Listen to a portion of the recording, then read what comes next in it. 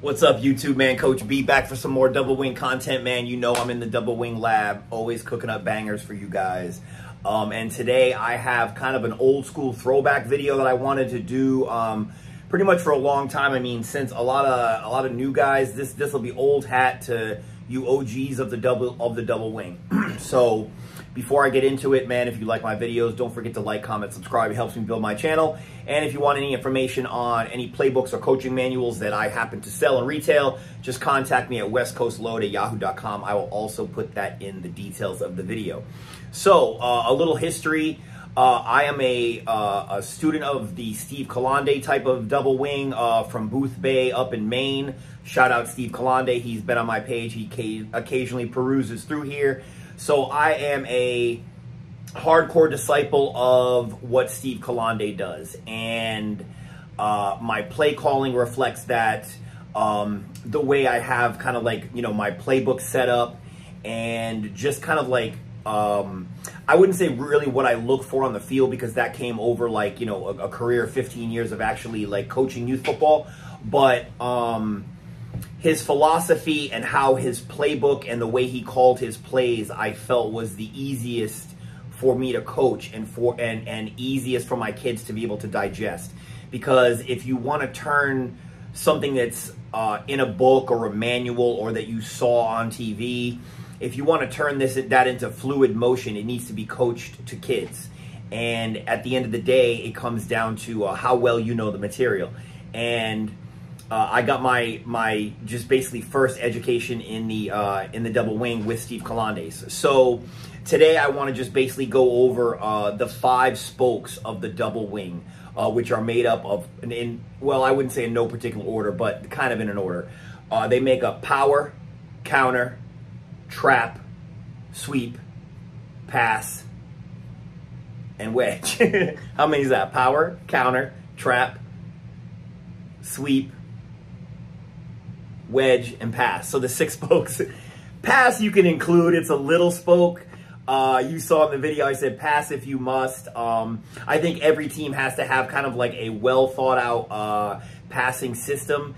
I feel it just can be minimized at this level because your ability to run the football should be unquestioned. So I do have passes in my system, and I'll kind of get into that once I do the pass spoke. But there's essentially, again, there are 6 spokes to the double wing, and they all make up a grouping of plays. And the way I call my plays in my system, one of those spokes is generally mentioned. I think in all, one of those spokes is mentioned actually in my play call, like Ray 34 power, gun, 27, Trojan sweep. I pretty much will say one of those words. There's a couple of them in a combination, like a counter trap. That's just simply because the direction of the trap is going to be the opposite direction of the motion. So I'll kind of get into a little bit of that when I do the trap spoke. But basically what I wanted to do is some whiteboard stuff today. Go straight into it so you guys can understand how these 6 spokes all kind of commingle with each other, so that when you start getting to become a good double wing coach, you start to understand what you're going to need to look for, and specifically what you are targeting with each individual spoke, and how those spokes are related to all the other spokes. So let's just get to the whiteboard, man. I'm not going to do a whole just bunch of me talking and stuff. Let's just go straight to the whiteboard. Let's just get straight into it.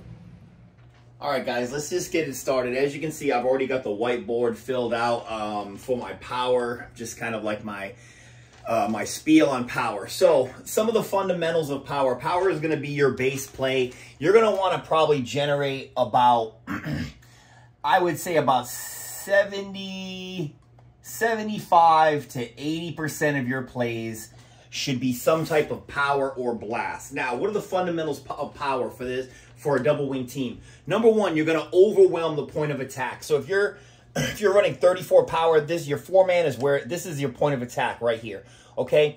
And where I said overwhelm the point of attack quickly, what that means is you're going to be pulling multiple people on the backside. Whether you're a gate puller like me, I pull guard and tight end, or whether you're a traditional guard and tackle puller.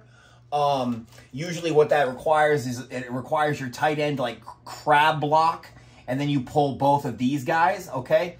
But regardless of what happens, these guys got to pull, and they got to pull quickly. So a fundamental, the reason teams have problems with double wing teams, defenses specifically, is because you're overwhelming the point of attack, okay? And using power, what that comes down to is you're just using a combo block and a kick out on the keys. I talked about the 3 kings a couple videos ago, and basically I show these guys as keys right here. So your keys is this defensive tackle on this side and this defensive end, okay? You could make a case for a backer up here being a key, but pretty much this play is designed to get 3 to 4 yards a carry. So as long as you block the keys correctly, which is this guy coming upfield and getting kicked out in a combo block here, you are opening up the running lane, okay? Which the running lane is going to end up being right here, okay? So it doesn't matter that their corner is like maybe like way out here, okay? I'll talk about that in a second. Another philosophy of the double wing is specifically with power is do not block everyone. You're only blocking the people that threaten the run play. Now, if you're moving too slow, okay, so first of all, don't block everyone. What am I saying? I'm saying that this guy right here and this guy right here are NPCs. They're non-player characters. This corner that's out here and this safety that's somewhere up here in the field, I don't even really regard as even playing against them, because again, my goal is to block everyone I need to and out hustling everyone I don't. So you see what I have here. The people you don't block have to be neutralized somehow or outmaneuvered. So when I say neutralize, let's say you're a gate puller and you gate pull. So this is going to be a fast inside reach right here. Okay, he's just going to cut off this gap. He's stepping down about 1.5 feet. So that neutralizes this guy right here, okay? And people say, well, coach, well, what about this guy? Okay, well, your speed of which your power play operates is going to outmaneuver this guy, okay? Because you're coming in this motion. It's going to be nice and shallow. It's just a nice soft toss right here, and then you're basically coming right down the pipe, okay? You can't be waiting, okay? So your power play has to hit relatively quickly in order to neutralize and or outmaneuver on every time you run power, no matter what, okay? Now, the redundant motion, I'll just kind of get into that because the spoke of the fundamentals of power, that redundant motion, it has a reason, because what that does is, number one, it plays into your Ray no-play game where you'll send a kid in motion and then do nothing and the entire defensive line jumps, because you set that up with redundant motion getting back to 75 to 80% of your plays being in the power spoke, okay? So those are just some fundamentals of power. We're going to go straight into counter so I don't make this video super, super long. So let's just get into counter. All right, let's just get into it with counter. So some of the counter fundamentals, as you can see, I've got it all written out on the board. First things I want to go over is with my counters, I use a lot of different counters. As you can see in the intro video, I use some crisscross counters, I use counter cutbacks, and I use just standard counters. I will put the word counter in every single play call because that word counter is actually my blocking scheme. So it's going to tell the line and fullback a couple of things about how we're going to block this play. Just like when I call power. With power, that tells my line we're power blocking, which means the fullback has the kick out and everybody else is blocking good God on the play side and then gate pulling on the backside. So my line knows that if they hear the word power, they know that the fullback has the kick out, no one touches the DN. But what does counter? What does counter tell the line and the fullback? Well, I'll get into that as soon as I go over again these fundamentals. So first of all, good fakes. Your counters work because you have done a good job in feeding them power, but you have to have good fakes by your running back. If this kid just goes in motion and then just runs off like he doesn't have the ball, it doesn't freeze these NPCs back here. These guys, again, are non-player characters because you're going to outmaneuver them, okay?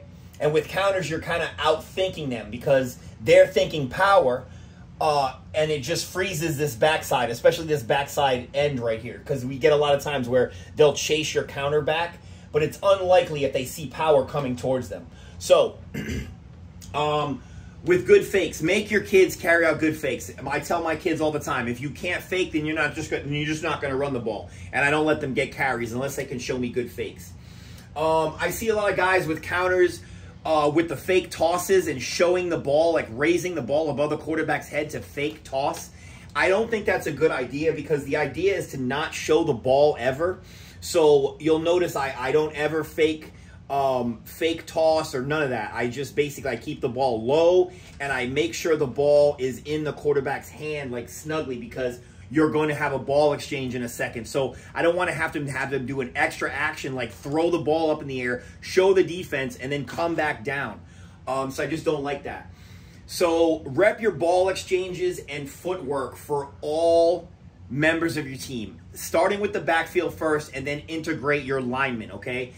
Rep ball exchanges in practice. The 325 and the 234 crisscross counter require a lot of reps. There's a lot of timing. Now, footwork for all.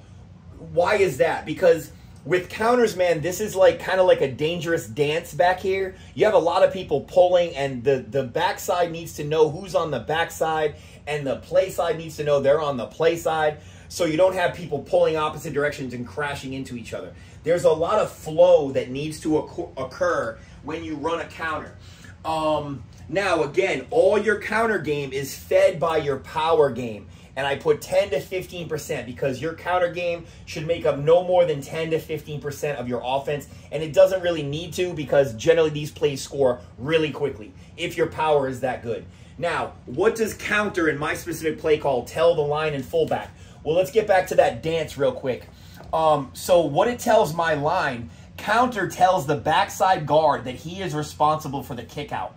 And the reason I do that is because my fullback is always offset on counters to the opposite side, like where he would be for power, which is giving them more of a reason to shift this way or to step this way when I snap the ball. So when this guard pulls, the quarterback is already rolling like this, okay? And the fullback he can just counter step real, like super quick, like just a jab step, and then he just runs right through here lead, okay? So the counter in the play tells my line and my fullback that the fullback does not have the kick out. The backside guard has it, okay? If you're gate pulling, this guy is also pulling through the hole, all right? And then your backside guy is getting a handoff. It is a forward handoff, so as the quarterback rolls this way, the ball exchanges like right here to the inside. He hands it off forward, okay? So that's counter. All right, man, let's go on to next. There's going to be some wedge fundamentals. All right, so fundamentals of wedge. So I take particular pride in my wedges every year, man, and I try to have a team that my linemen find that wedge is fun. They have fun with it, man. They honestly, it brings the offensive line together. And I kind of feel like every double wing team should have the wedge. Guys that are trying to run double wing and start messing with splits, you take away the wedge, which is, again, one of the best team building plays that there is. So I'm going to tell you how I've done things with wedge. My wedge call is actually Ray 41 wedge XX, okay? And, sorry, that would be Bull for offset fullback. Bull Ray 41 wedge XX. Now, the reason I offset is because I always open to motion. So my quarterback is going to open this direction, okay? He's going to pivot like this. When he pivots, he just holds the ball right here. And the fullback literally gets the ball and goes right into the wedge, okay? So all you guys out there that are doing the deep wedge or any kind of stuff, like even the shotgun wedge is not as good as this wedge right here. The gun wedge I did, obviously because I wanted to wedge out of the gun. Shout out to Coach Johnson for helping me with that. But again, this wedge it's just fundamentally better because nobody sees where the ball is, okay? This kid is invisible right here. So what ends up happening is you run XX motion. If you get this wedge operating quickly and like tight, okay, it blows this kid back. This kid's like back here, okay? And these kids are usually running around trying to find where the ball is, okay? Which leads me to my next topic, which is run your crisscross counter behind your wedge and make these wings execute good fakes. All right, you can even have your quarterback do some stuff after he hands off the ball. I sometimes used to have my quarterback like boot this way, just kind of do like weird stuff. It's all window dressing, okay? But it's almost required because what you don't want is as your wedge goes up the field, okay, it doesn't look like this. It looks more like this. Like your kids are all clumped up, right? And there's one fullback in here. What you don't want is these ends just knowing this and just going right around, okay? Right around the wedge and just bringing your guy down from the back. That's what you do not want to happen, okay? So the XX motion is critical to the wedge working because it's designed to just window dressing to get everybody's attention. All right, so let's go to trap. All right, going right into fundamentals of trap. I am a huge fan of the trap game, okay? A couple years I had a beast fullback and I wanted to get him into the running game, and I did that with trap and counter trap. You saw in the opening video, I think I showed one or two. I probably have like 40 minutes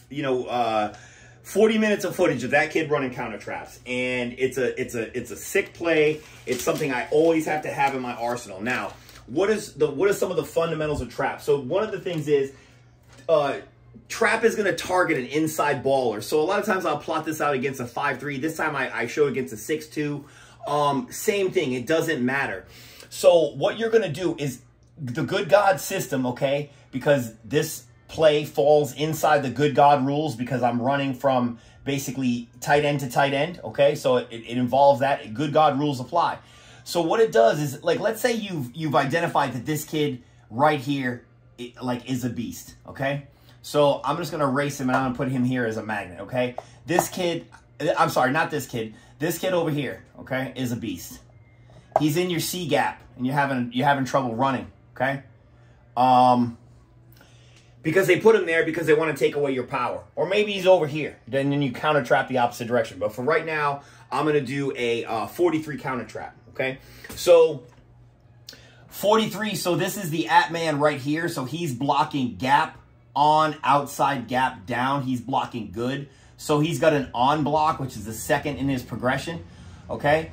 Now this guy is the first man outside the at man, so he's blocking GDB. So he's got a gap no, down yes, okay?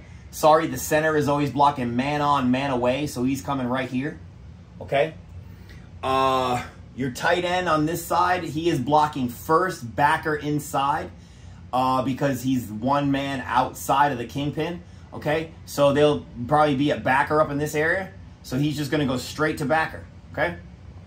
Which is going to allow this kid hit what he wants the entire time. He gets a free run into the backfield, okay? That's the trap. So, another non-player character, okay? Because if this guy goes in here, this is a ray motion play, boom. Okay? I'm going to tell you why he's a non-player character. He's probably going to play contain. I've never seen our defensive end slice down this quickly. Fullback's all the way over here, okay? So, now you've got this guy targeted. Now, the thing about my trap, this is specifically a counter trap. So again, going back to our counter spoke video, I spoke that the counter tells my offensive line and my fullback what's going on. Now, my fullback knows he's getting the ball because this would be a Bear Ray 43 counter trap XX, okay? So he knows he's getting the ball. So essentially, what counter has told my line is that the backside guard is responsible for the kick out. So he is going to pull immediately right here to kick out, and he's gonna blow this kid up right here, okay?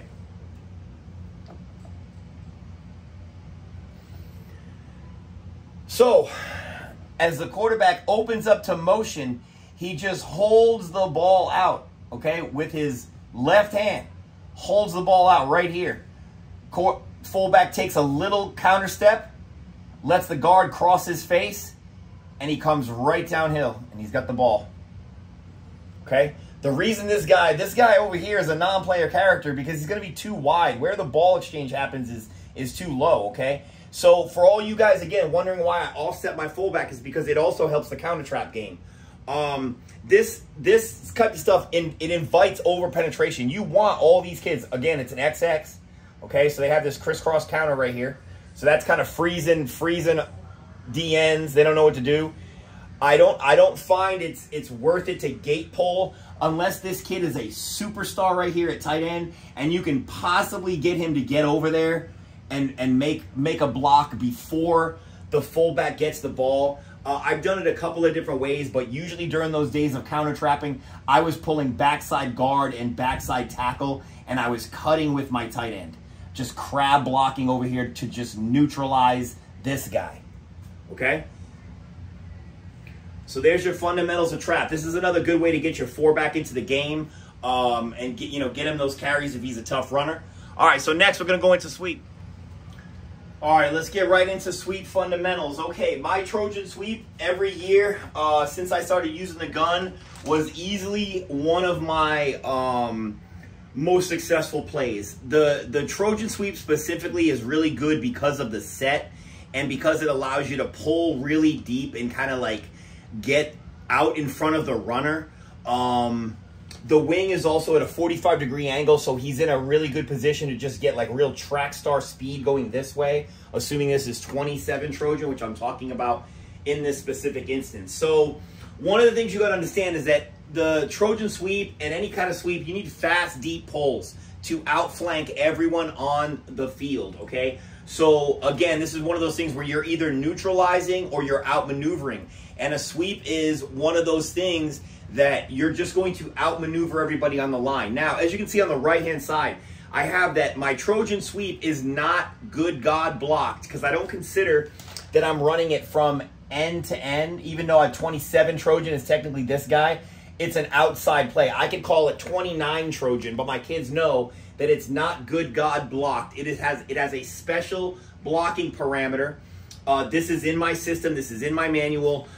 Because the center is the only time he's ever not going to block man on, man away is on the Trojan. And it's in a situation like this where you have a loaded front, like you got a 6-3 here, okay? And the reason I want him to block cut man on play side, he's cutting again because I have a rule. I tell all the kids on Trojan sweep, if you're not pulling, you're cutting, okay? Or you're crab blocking. When I say cutting, I don't mean shooting into anyone's kneecaps. But the reason I tell my kids that you're going to block, you're going to cut man on or play side is because I need to neutralize these kids over here before I have to neutralize these kids over here. Because I trust that my two-back is faster than their defensive tackle. Okay? So, you have to neutralize and block effectively the right people. Okay? So what's going to happen here is that my center is going to basically cut right here. Because man on or play side, he doesn't have a man on. So my tackle right here is not pulling, so he knows he is just going to take this guy out, crab into this guy's legs. On Trojan sweeps, I have both of my guards pulling, okay? So both of my guards are going to come out pretty deep. Now, this end right here, the first thing I want to say is don't use this play on wide defensive ends. If their defensive ends are way out here and they have another corner over here, you shouldn't be using Trojan sweeps. You should continue to use power, okay? Because what power is going to force them to do is it's going to force them into a lateral compression. Whoops, sorry about that.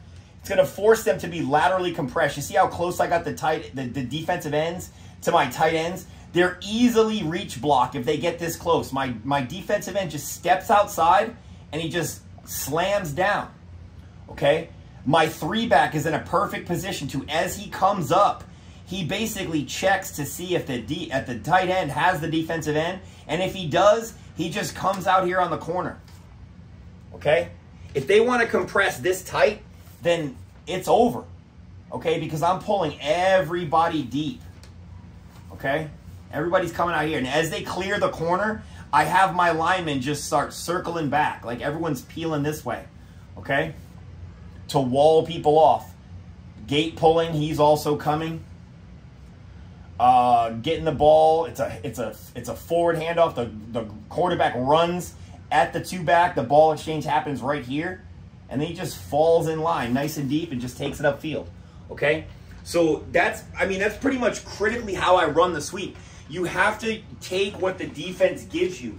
You know, do not mistake the defensive end, you know, being out here. Again, it affects it. If they move this corner, if they bring this corner and they have a second contain guy and he's just playing down here, sweep isn't your play. Same thing on this side. I mean, unless their corner is like an NPR kid and you know this kid isn't really good.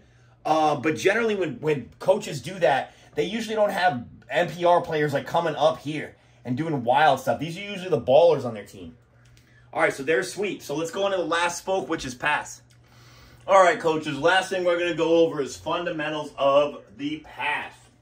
So what I basically wanted to kind of discuss with pass, my system contains both the gun and tight formation, which is our base. So this is right here is tight. And then I would have my alternate formation, which is gun. I also have eagle and eagle heavy, which is something different. But the only difference between these two formations is essentially right here, these two kids. Okay, so the reason I'm putting this in the fundamentals of pass spoke is because I put the gun in specifically because, as you can see my first bullet point, gun by design backs the defense up. And don't fall for it.